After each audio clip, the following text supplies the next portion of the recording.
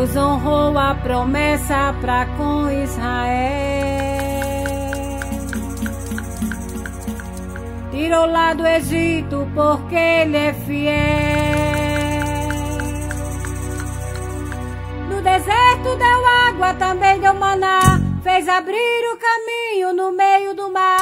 Ele quebrou os carros do rei Faraó, pra mostrar que Israel não estava só. Afogou o exército no meio do mar. Isto foi o motivo para Israel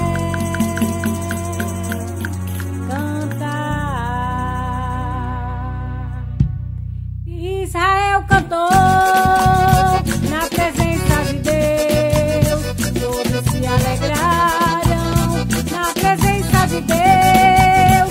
Miriam saltou na presença de Deus. E por que você não vai cantar e louvar na presença de Deus? Então dê um glória, dê um glória, dê um glória, dê um glória, dê um glória, dê um glória, dê um glória, dê um glória, dê um glória, louvando e exaltando o nome desse santo Deus. Então dê um glória, dê um glória, dê um glória, dê um glória, dê um glória, dê um glória, dê um glória, dê um glória, dê um glória, louvando e exaltando o nome desse santo Deus. Israel cantou na presença de Deus. Todos se alegraram na presença de Deus. Miriam saltou na presença de Deus. E por que você não vai cantar e louvar na presença de Deus? Então dê um glória, dê um glória, dê um glória, dê um glória, dê um glória, dê um glória, dê um glória, dê um glória, dê um glória, louvando e exaltando o nome desse santo Deus.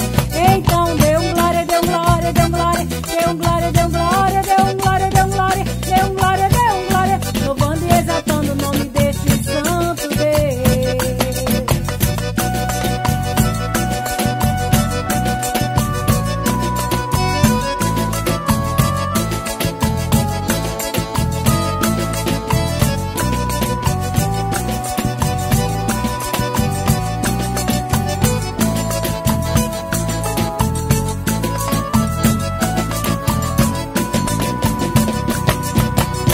Deus honrou a promessa para com Israel. Tirou lá do Egito porque Ele é fiel. No deserto deu água, também deu maná. Fez abrir o caminho no meio do mar. Ele quebrou os carros do rei Faraó, pra mostrar que Israel não estava só. Afogou o exército no meio do mar. Isso foi o motivo para Israel